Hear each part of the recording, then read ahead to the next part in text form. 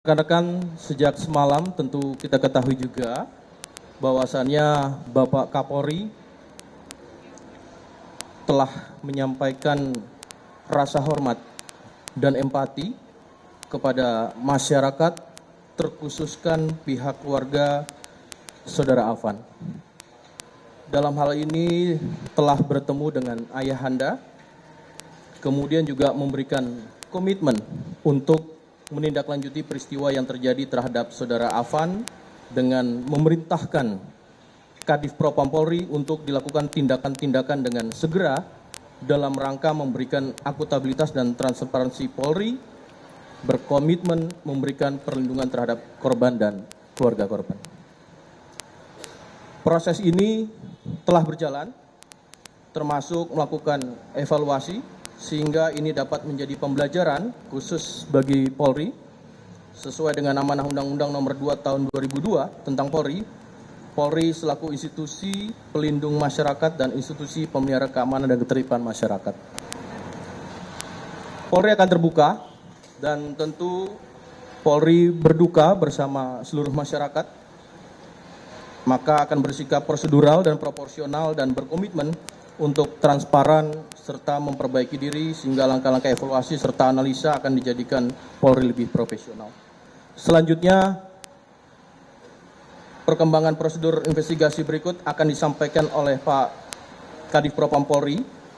Bagaimana dan siapa yang telah diperiksa dan turut di sini melibatkan rekan-rekan ada dari stakeholder eksternal sebagai kontrol sosial dan pengawasan, baik itu dari Dirjen HAM, Komnas HAM, dan kemudian juga Kompolnas, dari Kementerian HAM, mohon maaf, dan juga di sini ada Pak Dankor Brimob. Untuk itu kami persilakan pada Pak Kadif Propam Polri untuk menyampaikan. Pak Dankor dulu. Pak Dankor Brimob akan menyampaikan. Bismillahirrahmanirrahim. Assalamualaikum warahmatullahi wabarakatuh. Inna lillahi wa inna ilaihi raji'un. Kami atas nama pribadi dan Korbimob Polri turut berbelasungkawa dengan berpulangnya Saudara Afan. Semoga beliau diampuni segala dosanya dan mendapatkan surga dari Allah, dan keluarganya mendapatkan kelimpahan dan kesabaran dari Allah Subhanahu wa taala. Saya atas nama pribadi dan selaku dan Korbimob mohon maaf kepada keluarga almarhum dan seluruh rakyat dan masyarakat Indonesia. Untuk semua proses tentang anggota kami serahkan kepada Divpropam Mabes Polri. Demikian, Assalamualaikum warahmatullahi wabarakatuh. Kali ini Pak Kadif Propam Polri, kami persilakan.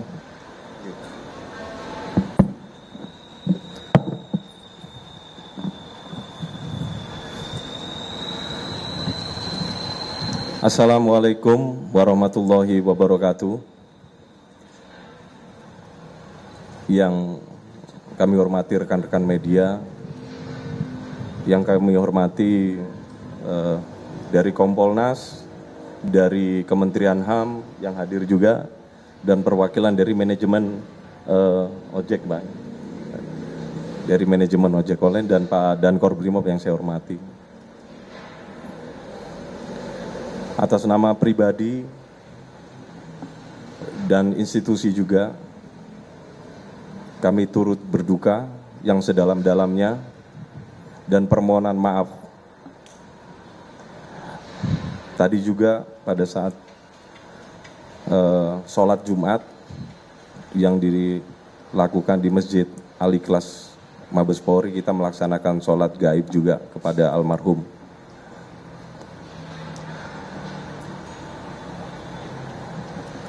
Saya selaku Kadif Propam Polri tetap berkomitmen dan menjaga integritas dari organisasi saya yang saya pimpin ini. Dan saya akan menegakkan hukum seadil-adilnya sesuai dengan aturan dan mekanisme yang berlaku di lingkungan Polri. Sudah jelas perintah Bapak Presiden, sudah jelas perintah Bapak Kapolri yang untuk menuntut, memeriksa, dan mengusut tuntas seluruh pihak-pihak yang terkait. Saya selaku di Propam Polri tetap senantiasa bekerja secara transparan dengan melibatkan pihak eksternal, mulai dari tadi malam pendampingan dari Kompolnas sudah kami libatkan sampai dengan hari ini, rekan-rekan dari Komnas HAM juga kami juga fasilitasi dan libatkan dalam rangka proses penanganannya, ya, yang nantinya akan dijelaskan bagaimana mekanisme termasuk penanganan yang sudah kita lakukan. Dan selanjutnya kami pastikan bahwa 7 orang terduga sudah diamankan di Divpropam Mabes Polri. Kami tekankan kembali, 7 orang terduga pelanggar sudah kami amankan di Divpropam Polri. Dan saat ini masih dalam proses pemeriksaan dan pendalaman. Adapun hasil yang sementara yang sudah kami lakukan, tadi siang hari kami sudah lakukan gelar perkara yang melibatkan Itwasum Polri, Divkum Polri, dan SDM Polri, Kabid Propam Korbrimob Polri, ya, untuk gelar awal dalam rangka proses pemeriksaan. Jadi setiap penanganan perkara ini kita selalu melakukan gelar awal untuk menentukan konstruksinya dan arah pemeriksaannya. Adapun dari gelar awal ini kita sudah sepakati dan hasil rekomendasi secara menyeluruh, dan kami juga sudah sampaikan kepada Kompolnas dan Komnas HAM bahwa terhadap 7 orang terduga pelanggar kami tetapkan, dipastikan bahwa terduga pelanggar telah terbukti pelanggar kode etik profesi kepolisian. Jadi 7 orang terduga pelanggar ini telah terbukti, ya, telah melanggar kode etik profesi kepolisian. Oleh karena itu, kami menyikapi rekomendasi berikutnya, yaitu mulai hari ini kami lakukan penempatan khusus atau patsus di Divpropam Polri selama 20 hari terhadap 7 orang terduga pelanggar. Saya ulangi, dari dasar fakta yang sudah temukan sementara, kami lakukan penempatan khusus di Divpropam Polri selama 20 hari terhitung 29 Agustus sampai dengan 17 September. Apabila 20 hari ini dirasakan kurang, ini masih bisa kita lakukan kembali untuk penempatan khusus.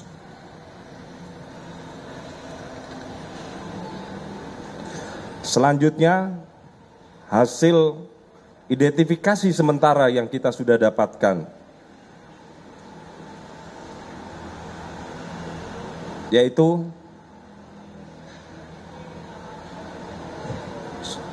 ditemukan 2 orang, ya, yang duduk di depan termasuk pengemudi kendaraan tersebut, dan 5 orang lainnya dalam posisi duduk di belakang. Adapun pengemudi yang mengemudi kendaraan tersebut, yaitu Brib KR, sedangkan yang duduk di sebelah pengemudi, yaitu Kompol C. Sedangkan yang duduk di belakang adalah 5 orang, yaitu Aibda R, Bribtu D, Bribda M, Baraka J, dan Baraka Y. Ini hasil sementara yang kita sudah dapatkan, yang sudah terkonfirmasi dan kita sudah pastikan. Sedangkan untuk substansi ataupun masalah lainnya, ini masih dalam tahap pemeriksaan dan klarifikasi.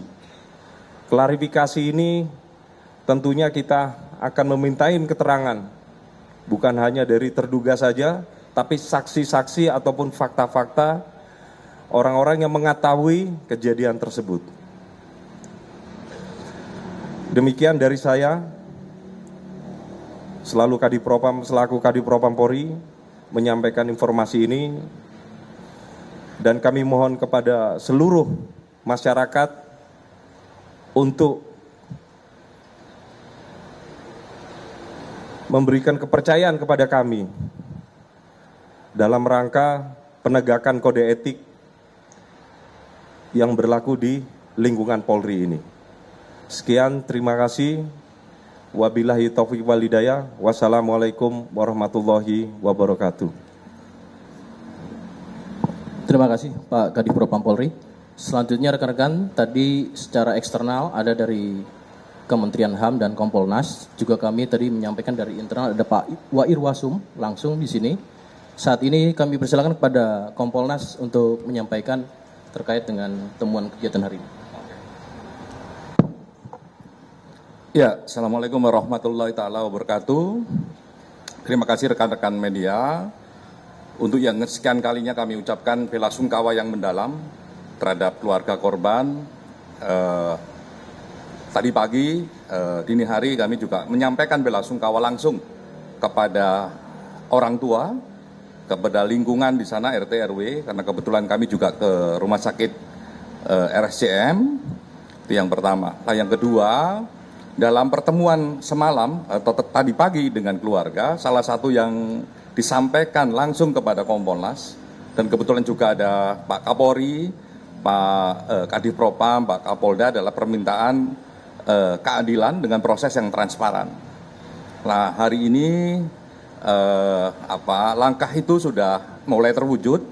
Yang pertama adalah kami melihat langsung bagaimana proses pemeriksaan, ya, responnya juga cepat. Jadi permintaan dari keluarga atas proses yang cepat juga dijawab hari ini dengan satu petugas yang ada di mobil rantis tersebut sekarang sudah diperiksa. Itu petugas-petugasnya. Ya, tadi kami juga sempat melihat sebentar proses pemeriksaan. Yang kedua, seperti tadi kita dengar bersama-sama hasil rekomendasi dari gelar internal kepolisian, ada proses patsus 20 hari. Sebenarnya patsus itu untuk memastikan bagaimana pendalaman dari peristiwa, investigasi dan sebagainya biar lebih komprehensif, lebih efektif. Makanya di patsus, bahasa paling gampang itu kalau di patsus itu bahasanya adalah ditahan atau diamankan di Mabes Polri, di lingkungan Propam, untuk mempermudah bagaimana peristiwa itu berlangsung. Tadi juga sempat dialog sama Pak Kadif Propam. Ya, salah satu yang paling penting adalah juga mengajak masyarakat ketika memiliki informasi, ya, terkait peristiwa tersebut, monggo bisa datang langsung ke Propam, ya, memberikan informasi sehingga informasinya jauh lebih komprehensif, atau bisa melalui ke Kompolnas atau juga nanti ke Kementerian HAM, atau tadi juga karena teman-teman ada teman-teman Komnas HAM yang juga sedang berproses di dalam, ya juga bisa melalui Komnas HAM. Nah, kalau ada kesaksian dan sebagainya, ada baiknya yang memang segera diberikan kepada kami agar prosesnya biar segera bisa berlanjut. Karena angka 20 hari itu ya angka maksimal. Semakin cepat semakin bagus. Karena itu kemarin yang juga menjadi komitmen bersama. Oleh karenanya mohon proses ini juga dibantu. Yang berikutnya yang nggak kalah penting adalah ya kami Kompolnas melihat prosesnya, apakah ada pelanggaran prosedur dan lain sebagainya. Tadi sudah diumumkan sendiri sama Pak Kadif Propam. Yang berikutnya bagaimana penanganan kasus ini ya dengan melibatkan kami, dengan melibatkan instansi eksternal yang lain, itu menunjukkan soal transparansi dan akuntabilitasnya, dan kami mengajak semua pihak juga terlibat dalam akuntabilitas itu. Nah, salah satunya dengan metode kesaksian itu bisa diberikan melalui kami atau langsung kepada Propam. Yang terakhir yang nggak kalah penting adalah karena memang permintaan keluarga untuk memproses ini dengan keadilan, ya termasuk tadi pagi juga ketemu sama waktu di rumah sakit, ketemu sama rekan-rekan komunitas ojol langsung, juga minta supaya keadilannya ditegakkan dan sebagainya. Nah, sekarang ini sedang berproses. Oleh karenanya, ayo kita lihat prosesnya bersama-sama. Kita awasi bersama-sama sehingga hasilnya akan maksimal. Oleh karenanya kita tunggu prosesnya, dan apabila Anda pendapat, ekspresi dan sebagainya mohon dilakukan dengan damai. Nah, terakhir kami sekali lagi menghimbau karena memang ada respon di banyak tempat ya. Kami menghimbau kepada seluruh masyarakat, gunakan hak Anda, kebebasan berekspresi dan berpendapat, gunakan hak Anda untuk partisipasi publik dalam konteks konstitusional, tapi dengan cara yang damai. Dan kami juga meminta, kami juga sampaikan kemarin ke Pak Kapolri, ke Pak Kadif, ke Pak Kapolda, untuk juga ayo kita sama-sama menahan emosi, sehingga kondusivitas bangsa kita, negara kita bisa terjaga. Karena itu penting. Jangan sampai dinamika ini merugikan kita semua. Kita yakin apapun yang dilakukan oleh kita semua, tujuan utamanya adalah agar negara dan bangsa kita semakin lama semakin sejahtera dan semakin lama semakin adil. Nah, proses seperti yang diminta oleh keluarga ya untuk diproses seadil-adilnya, secepat-cepatnya dan transparan saat ini sedang berproses. Bahkan tadi saya juga kaget, kok ada live pemeriksaan begitu. Nah, saya kira itu satu semangat untuk menunjukkan bahwa transparansi dan akuntabilitasnya bisa diakses. Oleh karenanya, percayakan pada mekanisme ini agar semuanya bisa berjalan dengan damai, ya, dengan maksimal hasilnya. Nah, itu kemarin titipan dari keluarga secara langsung kepada kami soal keadilan dan soal pemulihan, itu yang sekarang lagi berproses. Dan kami terima kasih ke rekan-rekan kepolisian ya melibatkan kami, dan kami bisa lihat langsung, ngecek langsung apa yang terjadi dalam proses pemeriksaan. Dan selanjutnya kami akan terus monitoring, jadi pasca pemeriksaan nanti dilakukan apa, kami pasti akan cek dan kami akan sampaikan kepada publik. Terima kasih. Baik, rekan-rekan, satu lagi dari Kementerian HAM, silakan Pak Dirjen. Terima kasih. Assalamualaikum warahmatullahi wabarakatuh. Selamat sore, salam sejahtera buat kita semua. Yang saya hormati rekan-rekan media. Jadi pertama-tama tentu saja kita sangat berduka cita, sangat belasungkawa atas kejadian ini. Ya, kita sangat bersimpati terhadap korban, keluarga korban. Nah, kami dari Kementerian HAM menaruh atensi terhadap peristiwa ini. Dari sisi pemerintah sudah jelas, pemerintah menghendaki, sudah menyampaikan secara gamblang, terbuka, agar ada penegakan hukum yang serius, ya, yang tegas atas peristiwa ini. Dan oleh karena itulah saya sebagai Direktur Jenderal Pelayanan Kepatuhan Hak Asasi Manusia di Kementerian HAM RI datang ke sini untuk mengetahui secara langsung bagaimana proses penegakan hukum yang berjalan di sini. Tadi kami secara bersama-sama, saya sebagai Dirjen PDK HAM, kemudian dari Komisioner Kompolnas, kemudian Wakil Ketua Eksternal dan juga Komisioner dari Komnas HAM sudah melihat langsung bagaimana pemeriksaan yang dilakukan oleh kepolisian, bahkan bisa disebut sangat transparan karena juga disiarkan secara live. Jadi kami tadi mengetahui itu.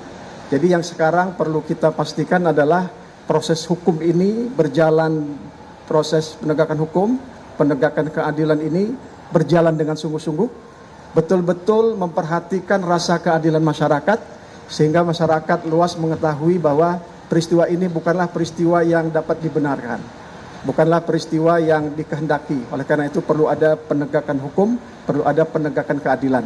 Dan polisi sedang bekerja untuk itu, dan marilah sama-sama kita berikan kesempatan kepada polisian untuk melakukan proses penegakan hukum ini, penegakan keadilan. Dan kita harap juga, karena tadi ada lembaga eksternal pengawas dari Komnas HAM, dari Kompolnas, bisa terus secara intensif untuk memastikan penegakan hukum, penegakan keadilan atas kasus ini berjalan yang betul-betul bisa mencerminkan rasa keadilan masyarakat.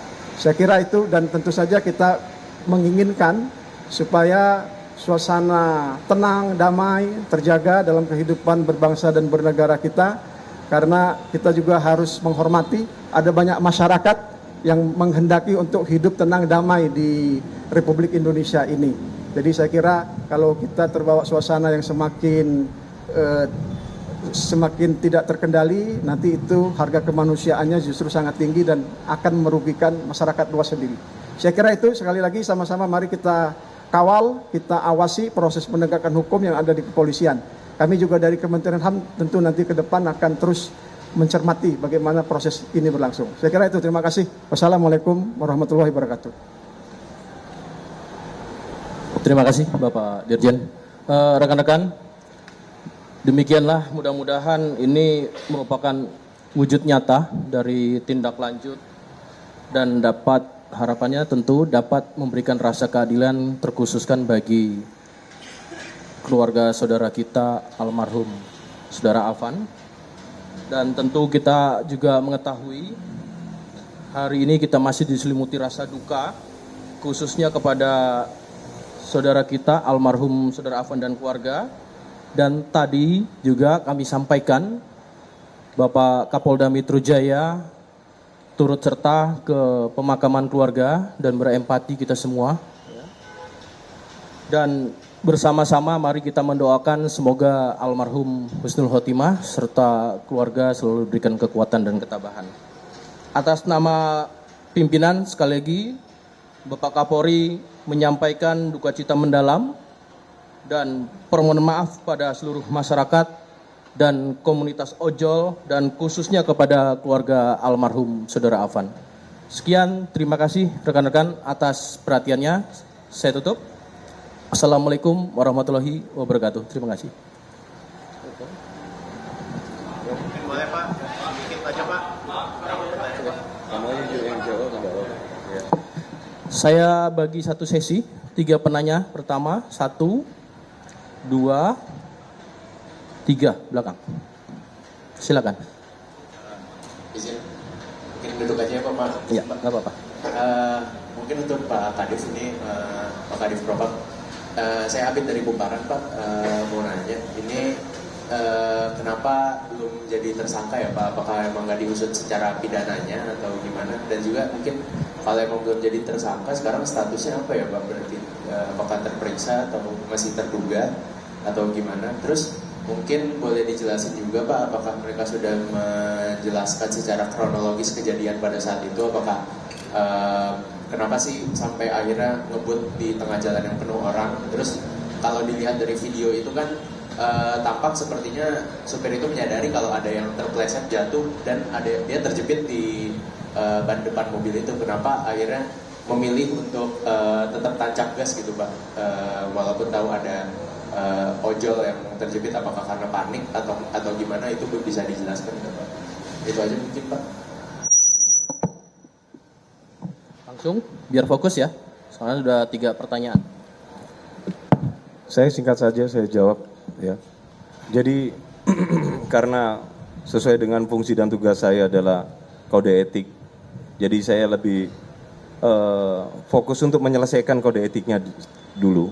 Nah, setelah itu nanti konstruksinya perbuatan pidananya di mana nanti baru kita limpahkan sesuai dengan fungsi apa yang akan menangani itu. Tapi yang jelas fakta yang ditemukan bahwa peristiwa itu terjadi dan 7 orang ini sudah ditetapkan menjadi terduga pelanggar. Jadi terduga pelanggar itu sama saja sudah ditentukan sebagai tersangka kalau di peradilan umum ya. Tapi kalau di kode etik itu terduga pelanggar. Artinya fakta sudah kita temukan, tapi kronologi secara detailnya saya masih belum dapatkan. Karena kan keterangan kan kita butuh dari banyak pihak yang harus kita dalami. Itu saja mungkin dari saya. Terima kasih. Terima kasih Pak Kadif. Mbaknya yang di tengah, mohon maaf, baju merah. Singkat Mbak ya, langsung ke pertanyaan pada konteks ini. Tadi pertanyaan, izin Pak saya lihat dari IDN Times, tadi sebenarnya pertanyaannya sudah cukup ditanyakan oleh Mas Abid, tetapi saya ingin tahu detailnya Pak. Behind the scene-nya bagaimana, tadi Bapak juga jelaskan bahwa yang menggas itu adalah Brib KR, mohon maaf jika salah, bisa direvisi nanti. Apa yang sebenarnya dia ceritakan saat pemeriksaan tadi, mengapa dia bisa menancapkan gas gitu. Jadi behind the story-nya kami teman-teman media ingin tahu sampai ada orang yang berbaju hijau terang seperti itu tidak dilihat, seperti apa memang yang dialami dia saat menyetir itu Pak, begitu. Itu saja, terima kasih. Iya, satu pertanyaan tadi sudah hampir terjawab juga ya. Masih dalam proses itu. Saya rasa tadi sudah mencakup ya. Iya, masih dalam proses pendalaman tadi disampaikan Pak Kadif Propam. Sama, hampir sama, serupa. Silakan satu lagi yang belakang. Sama ya? Baik, terima kasih rekan-rekan. Sedikit bertanya, Zevanya Kompas TV, tadi kan dibilang masih akan bertanya ke saksi fakta terkait. Ini sejauh ini sudah berapa saksi fakta terkait yang dimintai keterangannya, dan apakah nantinya akan dimintai keterangan untuk saksi lainnya? Iya, tadi disampaikan Pak Kadif Propam adalah proses sementara ini tentu ada. Pak Khairul Anam juga menyampaikan dari Kompolnas selama masa 20 hari ini membutuhkan waktu diantaranya untuk itu. Melakukan proses pemeriksaan pihak terkait. Maka nanti kita tunggu sebagai progres awal. Nanti secara transparan dan akuntabel kita tentu akan menyampaikan sebagai progres. Ya, cukup dulu. Sejauh ini belum ada pihak dari saksi mata yang di lapangan? Ada. Tapi kan tidak cukup sampai di situ. Ya. Baik, terima kasih teman-teman. Saya tutup dulu. Wassalamualaikum warahmatullahi wabarakatuh. Terima kasih.